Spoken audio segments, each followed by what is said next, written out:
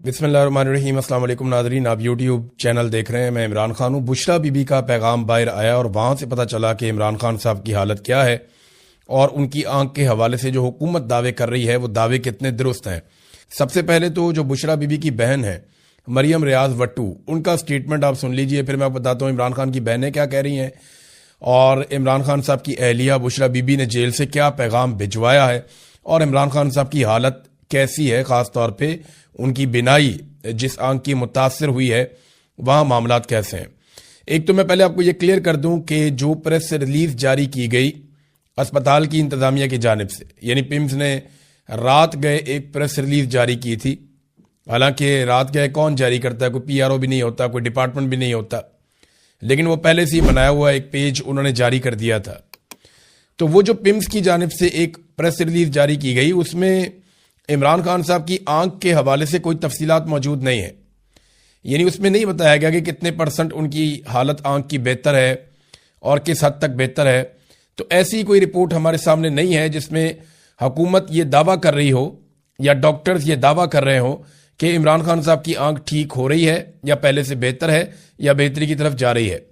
अब मरियम रियाज वट्टू साहबा का जो स्टेटमेंट है वो कहती है मेरी भाभी और बुशरा बीबी की बेटी के खानदान ने बुशरा बीबी से मुलाकात की और चूंकि खान साहब को कल रात ही दूसरी इंजेक्शन लगाई गई है, इसलिए अभी ये कहना कबल अज़ वक्त है कि इसका कोई असर हुआ है या नहीं। इनकी आंख अभी भी सूजी हुई है और इनकी हालत गुज़िश्ता हफ्ते से बदस्तूर वैसी ही है जैसी पहले थी। खान साहब ने एक बार फिर जोर दिया है कि उनकी बहनें जो इनके वकला के साथ काम कर रही हैं फौरी इजाज़त के लिए दरखास्तें दायर करें ताकि उनके ज़ाती डॉक्टर्स उनका मुआयना कर सकें। ये जनाब मरियम रियाज वट्टू साहबा ने कहा, जो बुशरा बीबी की बहन है। उस्मा खानम जो इमरान खान की बहन है, उन्होंने एक ऐसा स्टेटमेंट दिया है जहां से शक्कू को शुबात मजीद बढ़ जाते हैं। उन्होंने कहा जी हमें यकीन नहीं है कि इमरान खान के जो ब्लड टेस्ट किए गए हैं ये इमरान खान के ही हैं या किसी और के हैं। कौन से टेस्ट किए हैं, किसके सामने किए हैं, टेस्ट का रिजल्ट इमरान खान का रिजल्ट है या किसी और का है। जब तक इन लोगों के सामने टेस्ट नहीं होंगे जिन पर हमें एतबार है तब तक हमें तसल्ली नहीं होगी। ये जो छुपा रहे हैं इसके पीछे क्या वजह है। देखें, ये इमरान खान वजीर आज़म पाकिस्तान थे जब नवाज शरीफ साहब के जाली टेस्ट करके उन्हें बताया गया कि इनके तो प्लेटलेट्स बेड़े गर्क हो गया और हर थोड़ी देर के बाद एक जाली टेस्ट आ जाता था और दबाव मजीद बढ़ जाता था। अदालतों के अंदर मामला जा रहे थे, मीडिया के अंदर मामला जा रहे थे, हत्ता कि कैबिनेट को बैठ के फैसला करना पड़ा कि नवाज शरीफ के साथ करना क्या है।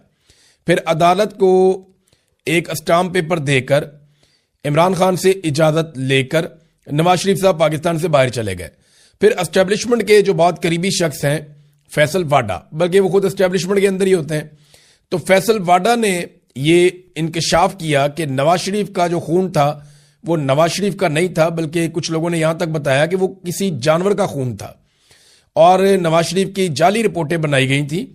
और हत्ता के फैसल वाडा ने कहा वो रिपोर्टें तो घर बैठकर बनाई गई थी, उनका तो किसी लेबॉर्ट्री से ताल्लुक कोई नहीं था, तो जाली रिपोर्टें नवाज शरीफ की बनाई गई थी। तो जिन्होंने नवाज शरीफ की जाली रिपोर्टें बना के उस वक्त के वजीर आजम इमरान खान को धोखा दिया, आज वही इमरान खान जेल के अंदर है तो वो अब धोखा नहीं दे सकते?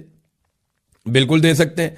जो वजीर आजम को चीट कर सकते हैं वो एक कैदी को चीट करने में उनको क्या प्रॉब्लम है, वो कर सकते हैं।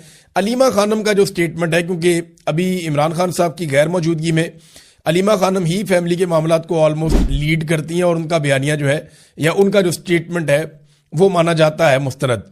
तो उन्होंने कहा जी इमरान खान ने पैगाम दिया कि उन्हें नजर नहीं आ रहा, मेरे डॉक्टरों को मुझ तक रसाई दी जाए, ये है जी सिंपल बात। फिर उन्होंने कहा जी कि इमरान खान से आज भी किसी की मुलाकात नहीं हुई।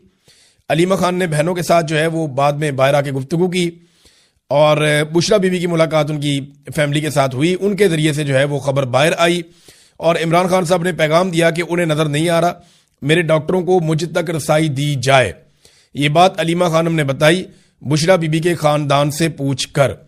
अब ये इमरान खान साहब की बहनें स्टेटमेंट दे रही हैं, बल्कि उन्हें चोट भी लग गई। नौरीन खानम को बड़ा अफसोसनाक, वो मैंने तस्वीर देखी, वीडियो देखी, बड़ी तकलीफ हुई मुझे भी। एक और खातून थी सद्दफ, उनको ज़्यादा चोट लगी है, वो हॉस्पिटलाइज भी हो गई हैं, लेकिन अल्लाह का शुक्र है कि वो बचत हो गई, जान बच गई और कोई ऐसा नुकसान नहीं हुआ जिसकी भरपाई नहीं हो सकती। लेकिन ये ख़वातीन है तो रियासत को जो है वो इस तरह का रवैया नहीं रखना चाहिए। बहुत ही बदनसीबी है जो इस वक्त किया जा रहा है। बहरहाल इमरान खान साहब की जो रिपोर्टें हैं वो उनकी फैमिली के साथ शेयर नहीं की जा रही। अभी तक इमरान खान साहब के मुआलिजीन जो हैं वो उन्हें नहीं देख पाए। अभी तक उनकी फैमिली जो है वो इमरान खान साहब से नहीं मिल पाई। अब इसकी एक वजह तो ये है कि आसिम मुनीर साहब नहीं चाहते और उनकी ये जिद है कि इमरान खान का कोई स्टेटमेंट बाहर नहीं आना चाहता, क्योंकि उनका कोई स्टेटमेंट बाहर आता है तो मुझे चैलेंज करते हैं आसिम मुनीर साहब को, ये लगता है, और वो मुकाबला कर नहीं सकते। DGI SPR भी बोल बोल के थक गए, लिहाजा उन्होंने सोचा कि इमरान खान की आवाज ही बंद कर दो, मुलाकात करवाओ ही ना। दूसरा, या तो ये जेल में कुछ ना कुछ ऐसा जरूर कर रहे हैं जो ये चाहते हैं कि बाहर किसी को पता ना चले, क्योंकि कुछ अर्सा पहले मोहसिन नकवी ने और बाकी लोगों ने दावा किया कि हम इनके खानदान के किसी और शख्स को मिलवा सकते थे, लेकिन खानदान के अंदर भी जो डॉक्टर हैं, एक वो बरकी साहब डॉक्टर हैं, एक इमरान खान की बहन डॉक्टर हैं, उन लोगों को मिलवाने से इनकार किया। यानी ये चाहते हैं कि कोई डॉक्टर इमरान खान के करीब ना जाए, चाहे वो फैमिली का हो, चाहे वो फैमिली के बाहर हो, या इमरान खान साहब का जाती मुआलिज हो। सिर्फ सरकारी डॉक्टर्स जिनको चुना जाएगा वही डॉक्टर जाएंगे और जाकर इमरान खान साहब को देखेंगे। अब वहां सोर्सेज से खबरें बाहर आती रहती हैं, इससे पहले भी आती रही हैं, आइंदा भी आती रहेंगी, आपको पता चल जाएगा। दूसरी जानिब नादरीन, जो इमरान खान साहब की रिहाई के लिए इमरान खान रिहाई अमन फोर्स बनाने का ऐलान किया था सुहेल आफरीदी ने, उसके ऊपर बहुत रोला पड़ गया है।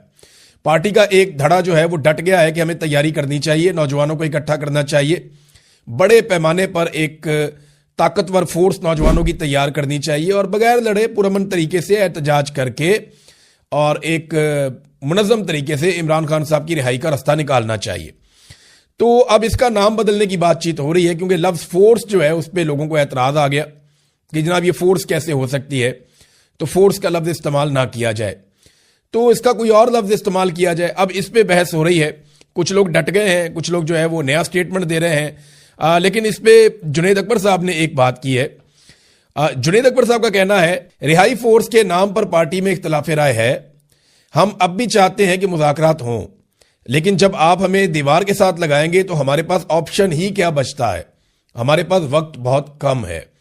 तो उन्हें एहतजाज करना पड़ेगा, वो भी इस बात को समझते हैं। एक तरफ तो यह एहतजाज का मामला बढ़ता जा रहा है, दूसरी तरफ पाकिस्तान में दहशतगर्दी कंट्रोल नहीं हो पा रही और पाकिस्तान की इंटेलिजेंस एजेंसीज दहशतगर्दी को रोकने में नाकाम है। यानी वो कोशिश करते हैं, कुछ वाकयात रुक भी जाते हैं, लेकिन वाकयात लगातार बढ़ते चले जा रहे हैं दहशतगर्दी के, और इसी की वजह से पाकिस्तान ने अफगानिस्तान के अंदर दहशतगर्दों के कुछ ठिकानों के ऊपर अटैक किया। पाकिस्तान का कहना है कि वहां बड़े पैमाने पर दहशतगर्द मारे गए हैं, जबकि अफगानिस्तान का यह कहना है कि वहां पे सिविलियंस की हलाकतें हुई हैं। इंडिया जो है वो अफगानिस्तान के नैरेटिव को सपोर्ट कर रहा है, जैसा कि हम सबको पता था। तो अभी एक और दहशतगर्दी का वाकया हुआ, ये बड़ा खौफनाक इंसिडेंट हुआ है भक्कर। अब तक के लिए इतने, अपना ख्याल रखिएगा, अपने चैनल का भी। अल्लाह हाफ़िज़।